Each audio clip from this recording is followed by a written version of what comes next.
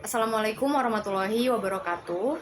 Yang terhormat Bapak Wahid Hasim selaku dosen pengampu mata kuliah Komunikasi dan Negosiasi Bisnis dan juga rekan-rekan semua yang semoga selalu dalam lindungan dan selalu diberi kesehatan oleh Allah Subhanahu wa taala. Perkenalkan, saya Lala Amalia selaku moderator dari kelompok 3. Adapun rekan-rekan saya lainnya ada Sabina Kaila, ada Rizda Fadila Yusuf dan juga Artika Cahyati.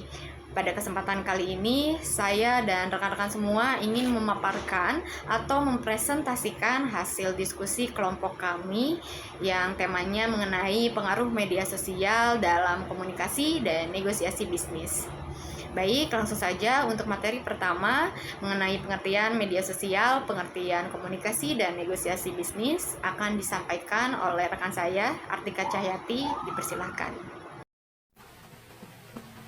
Baik, terima kasih moderator. Di sini saya akan menjelaskan tentang pengertian media sosial. Media sosial adalah platform digital yang memungkinkan pengguna untuk berinteraksi, berbagi konten, dan terhubung satu sama lain secara online. Beberapa contoh platform yang sering digunakan adalah Facebook, Instagram, Twitter, LinkedIn, dan banyak lagi. Penggunaan media sosial pun semakin masif mengubah cara manusia berinteraksi dan membentuk pola kebudayaan yang baru.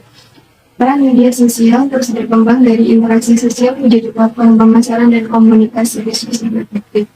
Kita dapat menggunakan media sosial untuk membangun merek, berinteraksi dengan pelanggan, dan meningkatkan visibilitas produk bisnis. Untuk selanjutnya, pengertian komunikasi dan negosiasi bisnis. Komunikasi merupakan penyampaian suatu informasi dari seseorang kepada orang lain. Menurut Firmansyah et al. Tahun 2022, komunikasi dapat berjalan berhasil apabila antara komunikan dan komunikator dapat mengerti dan memahami pesan yang disampaikan dan terjadi interaksi di antara keduanya. Bisnis merupakan suatu kegiatan yang dilakukan oleh seseorang atau berkelompok yang memproduksi barang atau produk dan jasa tujuannya untuk memenuhi kebutuhan masyarakat atau konsumen dan untuk memperoleh laba atau keuntungan melalui jual beli menurut Arifin tahun 2012.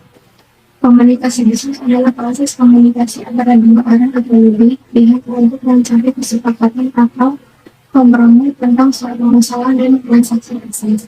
Ini dapat melibatkan pembuatan tawaran, penawaran, dan kontrak, serta penyelesaian konflik yang mungkin muncul dalam hubungan bisnis. Tujuan dari negosiasi bisnis adalah untuk mencapai hasil yang menguntungkan bagi semua pihak yang terlibat.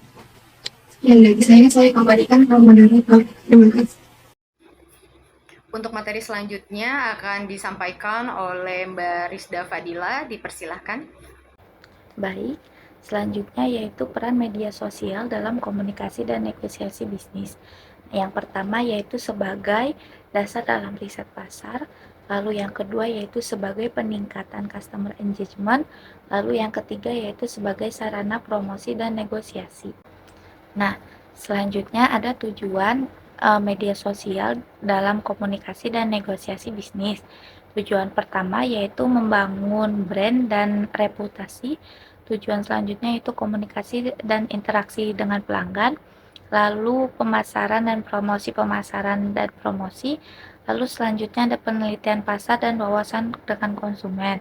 Lalu yang kelima ada jaringan dan kolaborasi. Yang keenam ada penjualan dan konversi. Lalu tujuan yang terakhir ada negosiasi. Lalu selanjutnya ada hambatan penggunaan teknologi dalam komunikasi bisnis. Nah, yang pertama yaitu ketidaksesuaian teknologi dengan jenis bisnis yang dijalankan. Lalu yang kedua ada kurangnya literasi teknologi yang dimiliki oleh manajer. Nah, yang ketiga yaitu kurangnya literasi teknologi yang dimiliki oleh pegawai. Hambatan yang keempat yaitu teknologi yang digunakan kurang memenuhi standar yang dibutuhkan. Yang kelima yaitu alokasi dana. Yang keenam mahalnya biaya pengembangan dan pemeliharaan sistem teknologi. Lalu selanjutnya ada lambatnya koneksi internet. Hambatan selanjutnya yaitu permasalahan integrasi teknologi.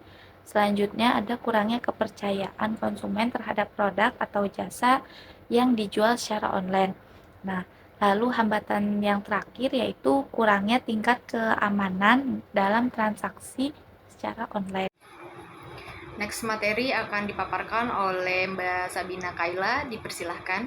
Oke, terima kasih moderator. Di sini pengaruh media sosial dalam komunikasi bisnis itu ini mengubah cara perusahaan berkomunikasi dengan pelanggannya atau dengan audiensnya. Seperti aplikasi TikTok, Facebook, Instagram, dan Twitter itu adalah cara mereka untuk berbagi informasi tentang produk atau layanan dengan merespon pertanyaan atau keluh kesah dari pelanggan, serta membangun hubungan yang lebih baik dan dekat dengan audiens merek.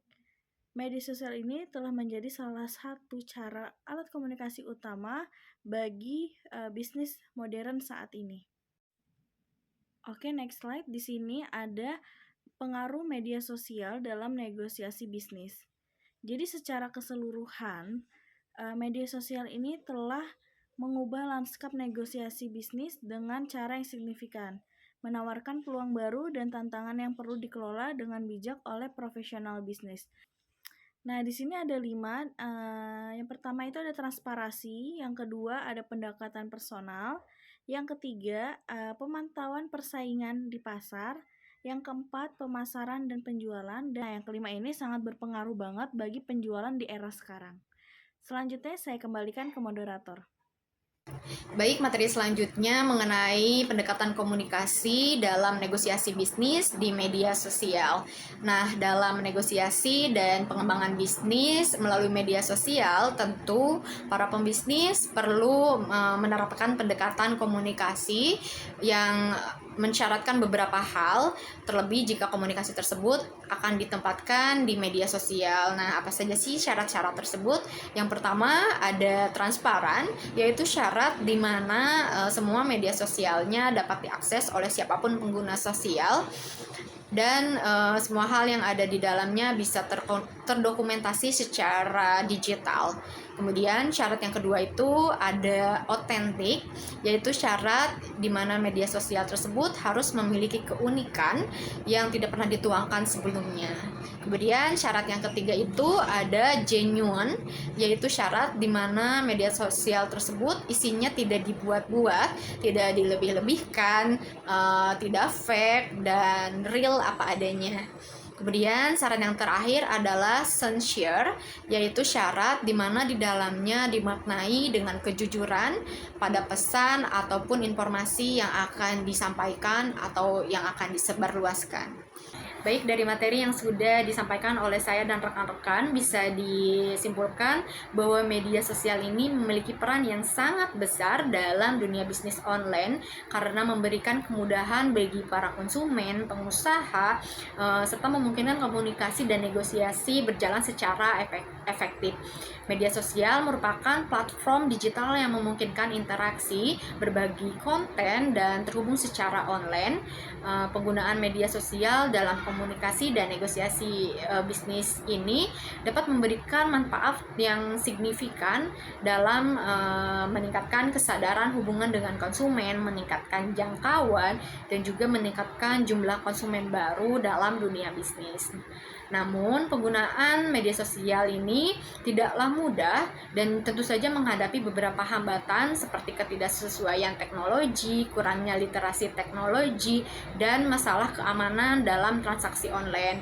Oleh karena itu, pembisnis perlu memilih platform yang tepat serta aktif dalam interaksi, juga menggunakan iklan berbayar untuk memaksimalkan pengaruh media sosial tersebut dalam komunikasi dan negosiasi bisnis.